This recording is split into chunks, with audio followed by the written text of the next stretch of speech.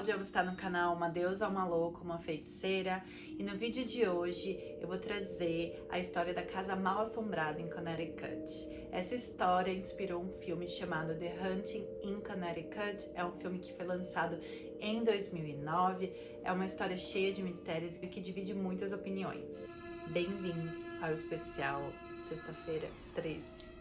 Bom, gente, e antes de mais nada, eu vou pedir para vocês se inscreverem aqui no canal, se vocês ainda não são inscritos, dá uma olhadinha.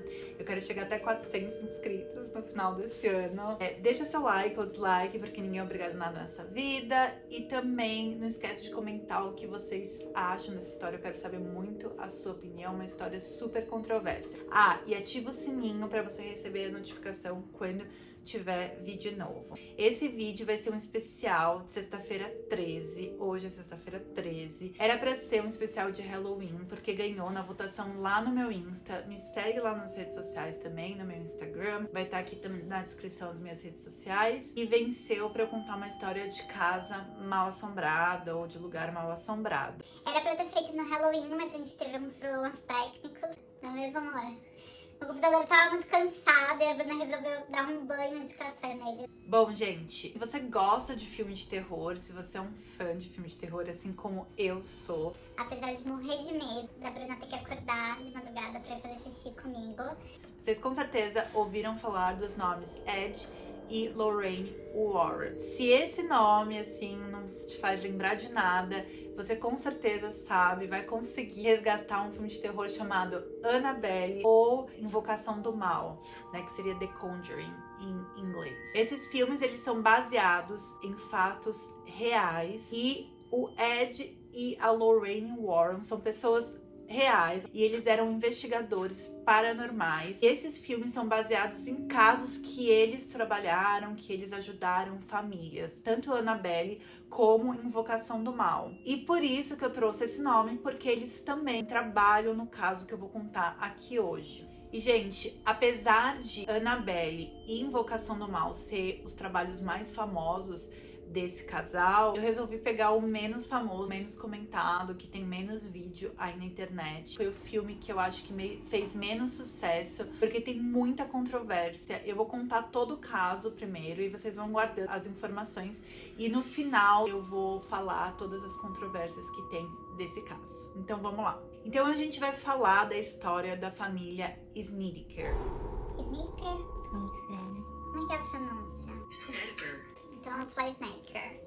Mas pode ser que no meio do vídeo eu falo Snedeker, mas vocês vão saber de quem que eu tô falando. Essa família vai ter a Carmen, que é a mãe, vai ter o pai, que se chama Alan, e eles vão ter 3 crianças, 3 meninos. Um é o Philip, que é o mais velho, o Bradley e o Alan Jr., que é o filho mais novo. Existem alguns relatos de uma outra criança, de uma menina que se chama Jennifer. O nome dela é Jennifer. Um documentário que eu vou deixar aqui na descrição para vocês assistirem.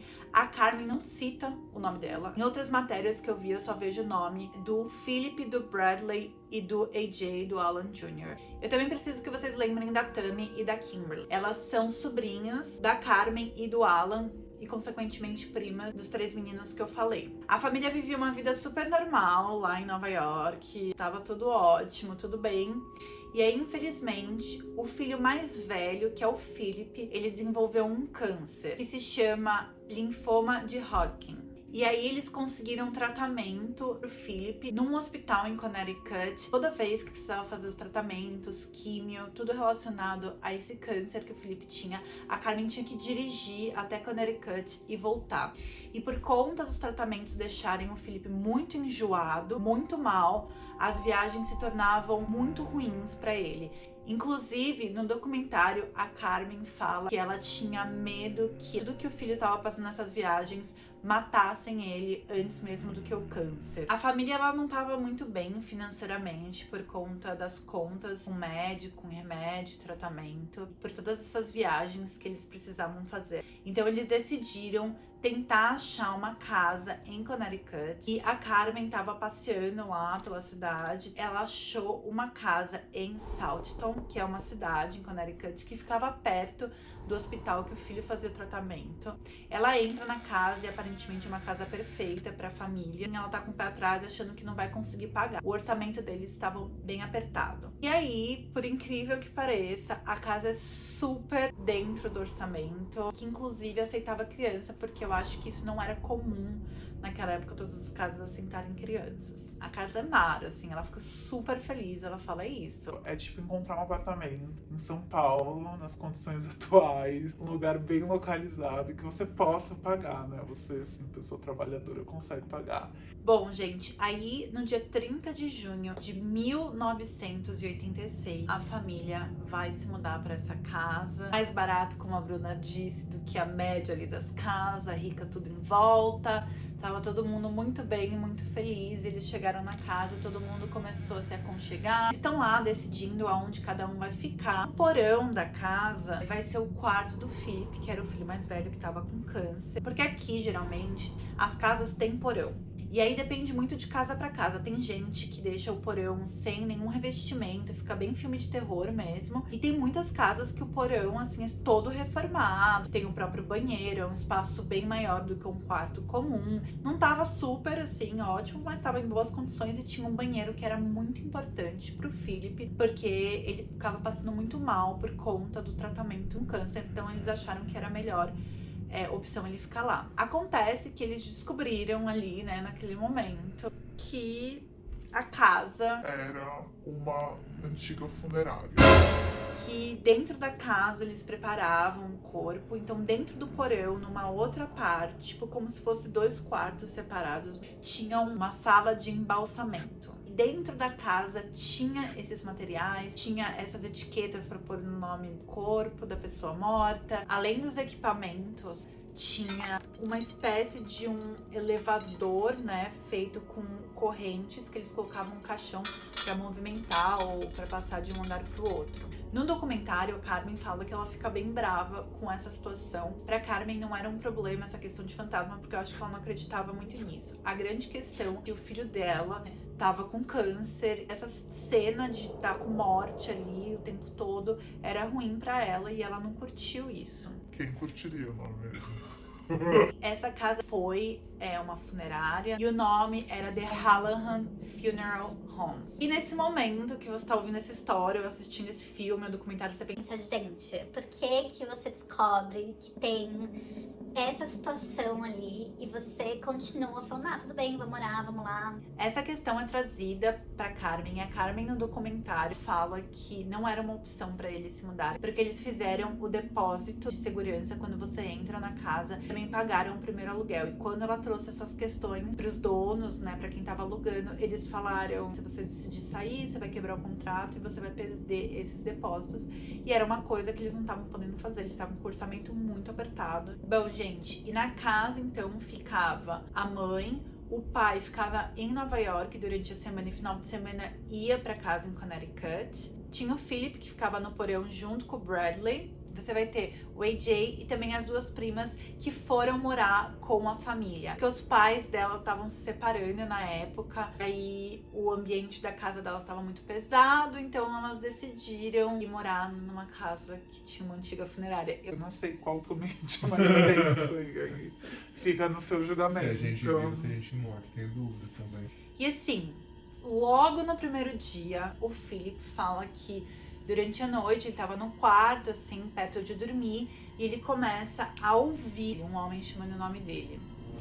E aí ele fica super assustado, ele conta isso pra mãe dele, mas a mãe dele fala assim, a casa é muito grande, você deve ter ouvido eu falando com seu pai no telefone, aí você ouviu seu pai. Mas aí pra ele não fez muito sentido, a mãe sempre rebatia as coisas que ele falava, a questão dele tá tomando remédio, dele tá fazendo tratamento, que podia ser esse o caso. Aí a Carmen, durante esse período de mudança, que você tá arrumando as coisas, abrindo armário, ela acha fotos de pessoas mortas. Eles tiravam foto, eu acho que, né, da pessoa que faleceu, junto com pessoas da família. E ela também descobriu que no quintal da casa tinha um mini cemitério. A Carmen, quando eles decidiram que o quarto ia ser o porão, ela pegou essa parte onde eles ficavam preparando os corpos, deixou bloqueada para que as crianças não ficassem indo lá. E aí as crianças decidem explorar a casa. E é lógico que, né, se alguém falou que não pode ir naquele lugar, as crianças decidiram explorar e entraram no mortuário. Quando eles estavam lá, eles viram coisas, se assustaram, tiveram algumas experiências assim paranormais. E aí eles foram correndo contar pra Carmen com medo, e a Carmen ficou muito brava pelo fato de eles terem invadido o lugar e falou que a cabeça deles estava fazendo isso com eles. No documentário, a Carmen e as crianças falam que eles começaram a ver criança e sempre viam uma criança de pijama. E o Philip, ele também vai descrever que ele começa a ver um homem e ele tem cabelos compridos, pretos. Ele é bem esquelético, então você consegue ver os ossos, e ele tem o olho preto. Ele fala que algumas vezes esse homem fica só olhando pra ele, algumas vezes fica ameaçando e algumas vezes fica repetindo o nome dele várias vezes. Quando ele contou isso pra Carmen, a Carmen mais uma vez falou: isso deve ser os seus remédios, você tá tendo algumas alucinações, isso deve ser normal. Mas quando a Carmen conversa com os médicos do Philip, eles falam que isso não é normal, que os medicamentos ou o tratamento que o Philip tá fazendo não era pra ter esses efeitos colaterais. Alguns lugares falam que tinha um crucifixo, vários crucifixos pela casa inteira, no batente da porta. Tinha um gancho, tinha um crucifixo lá. Mas especificamente esse crucifixo que ficava na porta da funerária sumiu, parecia que alguém tinha simplesmente tirado de lá. E a Carmen, no documentário, ela fala que a partir desse momento... Foi como se, assim, o mal tivesse saído do lugar, tipo, abriu a porta dos desesperados, sabe? Mais eventos começaram a acontecer na casa. O Philip e o Bradley estavam um dia no quarto, lá no porão, e aí tava escuro. Eles tinham um brinquedo que era esses robôs que se movimenta e tem luzinha que pisca. E aí esse robô começou do nada a ligar, desligar, ficar muito doido lá. E isso, com a luz, foi possível ver a figura de 4 entidades. E do nada o brinquedo foi arremessado na parede. Aí os meninos saíram correndo, chegaram pra Carmen e contaram. E a Carmen ficou meio preocupada, porque ela falou nesse momento que ela também tinha a sensação de estar sendo observada. Um dos eventos mais assustadores que o Bradley vai falar vai ser uma vez que ele tava voltando da escola. Ele chegou em casa, o Philip tava tirando tudo que bloqueava o mortuário. E aí ele olhou pro irmão e Falou: meu, o que você tá fazendo? E aí o irmão olhou pra ele com uma cara assim, meio fora de si e falou: Eu fiz um acordo com ele. Que ótimo, então fala pra ele ficar bem de boa. E aí, a partir desse momento, o Felipe começou a mudar muito de humor. Ele começou a ficar muito maldoso, uma pessoa muito raivosa, rude, ofensiva. As pessoas falavam da casa que não era mais ele. Ela já tá vindo atrás de você, eu ia estar maluca. E a Carmen começa a reparar que nesses momentos de mais agressividade, ele começa a ficar isolado e escrever num journal, que eles chamam de journal aqui, mas seria como se fosse um diário. Em um momento em que a Carmen tá limpando o quarto do Philip, ela vai lá, pega o journal e começa a ler. Ela tá preocupada e ela fala que é super macabro, tem vários poemas assim super pesados, descrevendo coisas que aconteciam no necrotério, como necrofilia, abuso aos corpos. Também ele falava dessas entidades malignas que ficaram na casa. Nesse momento a Carmen começa a ficar com muito medo. Agora, né, minha filha? Ela começa a experienciar também coisas na casa. Ela conta que uma vez ela tava limpando o chão com um esfregão e era água, ela tava passando água com produto. De repente ela olhou e parecia um líquido muito viscoso e vermelho, parecia sangue. E aí ela olhou de novo e não era mais aquilo, era água. As luzes acenderem e apagarem. Ela começou a experienciar todas essas coisas que as crianças estavam falando que estava acontecendo na casa. E aí o Felipe tava tão agressivo, tão ofensivo com as pessoas, que ele tem uma briga com o Bradley. Eu acho que ele acaba empurrando a Tammy. Os médicos vão lá, entram na casa e pegam o Felipe para levar para um centro psiquiátrico.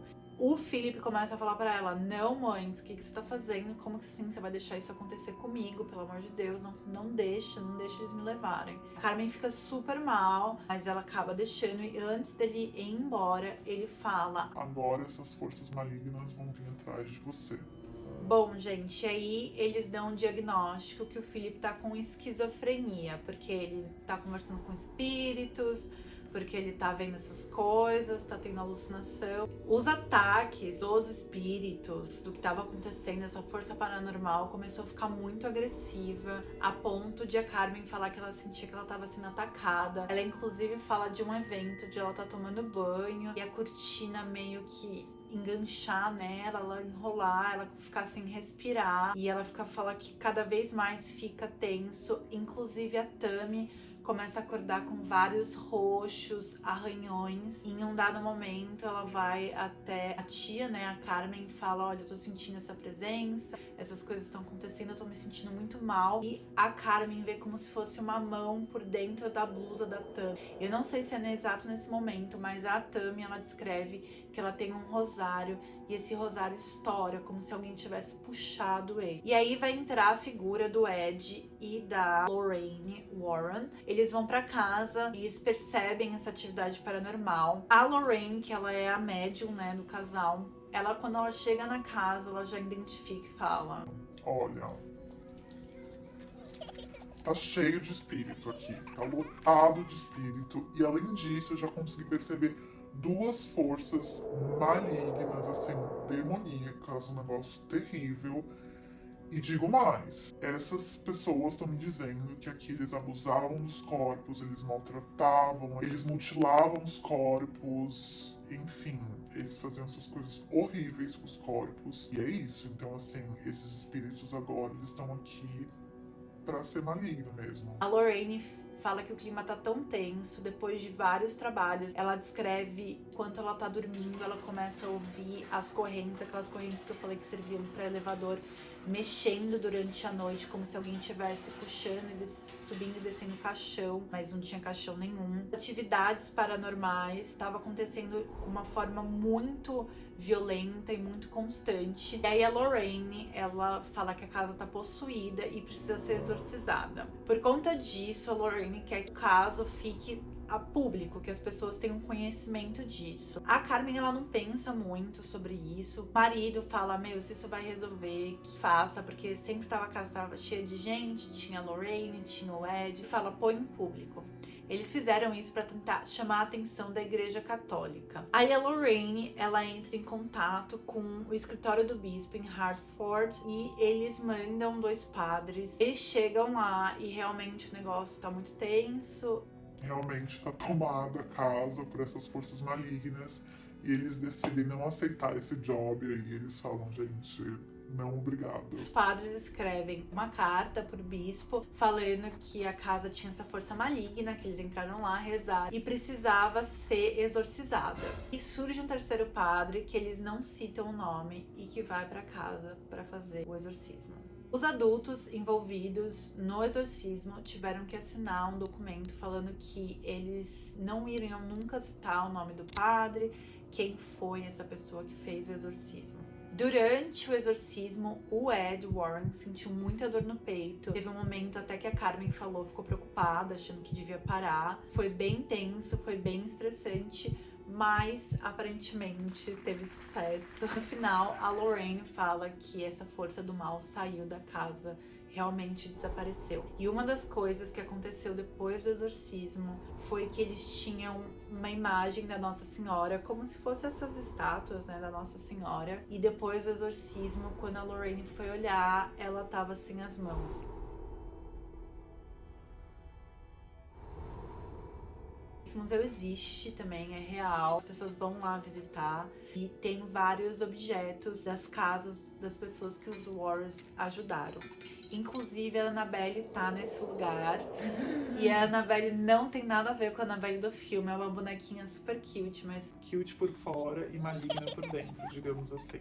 depois que acaba toda essa questão, né, do exorcismo, a família tava assim super debilitada por todos esses acontecimentos. Eles conseguem se mudar um tempo depois e eles vão para outro estado dos Estados Unidos e deixam a casa. O Philip, no meio disso tudo, ele melhora muito. ele fica 45 dias num hospital psiquiátrico. E detalhe, as pessoas podem falar, foi os remédios para esquizofrenia. Mas os médicos, depois de um tempo, eles falam, então, a gente te deu o diagnóstico errado e você não tem esquizofrenia. O Philip, ele vai melhorar do câncer que ele teve, vai viver uma vida saudável durante uns 24 anos. Ele vai ter uma família, esposa, filho. Infelizmente, o câncer dele vai voltar e em 2012 ele falece. A Carmen vai dizer que depois do exorcismo, ela ficou muito brava com toda a repercussão. Ela saiu do estado de Connecticut e ela não quis mais contato com ninguém. Foi muito estressante tudo pra ela. As pessoas julgavam muito ela, as pessoas importunavam. Inclusive, existe um livro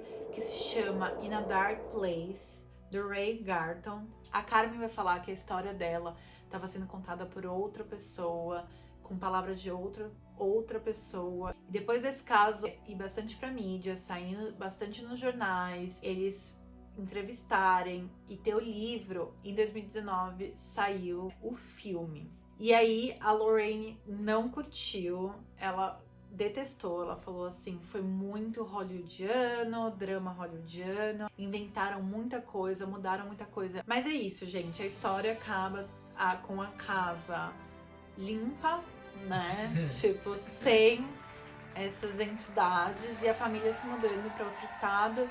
Bom, gente, então vamos agora às controvérsias. Como eu falei lá no começo, tem bastante controvérsia. Então, diz que me diz que umas pessoas falam umas coisas, outras falam outras. A primeira controvérsia é sobre o fato da Carmen saber ou não saber que na casa tinha essa funerária, tinha todos os equipamentos, tinha tudo isso. Os donos, em documentários, em alguns lugares, falaram: eles sabiam de tudo. Inclusive, era por isso que a casa tinha o aluguel mais barato. E assim, eles não gostam nada disso que aconteceu em relação à casa. Eles ficam falando que isso é um insulto, que a casa era ótima, que ninguém não tinha assombração, coisa nenhuma. E que isso tudo era palhaçada de Hollywood e drama para poder fazer dinheiro. A segunda controvérsia vai ser daquele escritor que eu falei, do Ray. Ele faz uma afirmação que foi bem polêmica, as pessoas ficaram bem bravas, porque ele fala pro Ed, assim... Ed, olha, as pessoas, cada um tá falando um negócio, existe meio que umas lacunas aí nas histórias, não faz muito sentido. E que o Ed teria respondido pra ele assim... Inventa qualquer coisa, coloca no seu livro aí, inventa uma história assustadora. E é isso, essas pessoas são muito doidas mesmo, elas não sabem o que elas estão falando. E isso vai deixar a Lorraine muito furiosa, porque, tá falando do marido dela, que dedicou a vida, que é um investigador paranormal. A terceira controvérsia vai ser dos vizinhos que já moravam lá fazia muitos anos, pessoas que conheceram os antigos donos da funerária, e eles falaram assim: olha, gente boíssima eles, e eu não acredito que eles seriam capazes de fazer essas coisas. Eles achavam que essa família que se mudou pra lá, os Snedekers, estavam inventando essa história pra atrás de dinheiro, pra fazer dinheiro e fama. Imagina, você começa a falar que, você tá sendo assombrado, as pessoas vão te tirar de doida.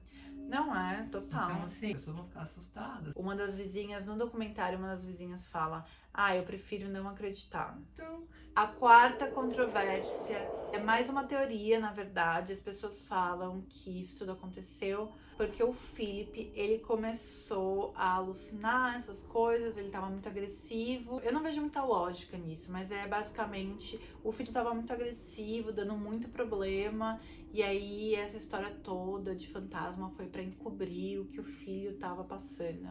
A quinta controvérsia vai ser em relação ao exorcismo. Então, até onde eu não sei muito sobre exorcismo, mas a Igreja Católica tem que autorizar o padre a fazer, não pode simplesmente o padre ir lá e querer fazer um exorcismo. Porém, a igreja local, ela diz que eles nunca fizeram um exorcismo autorizado naquele lugar. Um exorcismo autorizado não significa que não autorizado eles não fizeram, mas enfim. E esse terceiro padre, eles não dão um nome e eles alegam que eles tiveram que assinar esse documento falando que eles nunca iam falar o nome desse padre. Então, olha só, tem uma pessoa aqui torcendo o pescoço, babando, cagando nas calças, eu acho que ela tá com capeta. Liga lá pra igreja e pergunta se pode autorizar Aí a igreja demora uma semana. A pessoa já tá, mano, toda lascada, possuída, todo mundo possuído, a casa tá caindo aos pedaços, esperando alguém autorizar que arranca o capeta dela. Fala, mano, vai aí, vai por cima da lei. Mas guarda seu nome, ninguém fica sabendo, ótimo. A sexta controvérsia é que a família que mora, porque assim, essa casa existe, o endereço dela tá aqui, ó. Existe uma família que mora lá há muito tempo, há muitos anos, e ela afirma que nunca experienciou nada. Nunca viu espírito, nunca teve uma atividade paranormal.